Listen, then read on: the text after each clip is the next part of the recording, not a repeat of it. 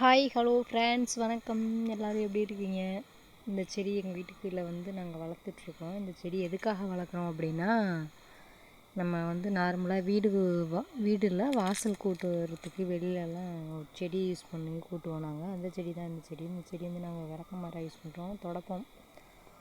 வெளியில் நீங்கள் அதிகமான செத்தை இந்த மாட்டு சாணி ஆட்டு சாணி எல்லாம் கூட்டுறவங்களுக்கு எல்லாருக்குமே இது நல்ல ஒரு யூஸ்ஃபுல்லாக இருக்கும்.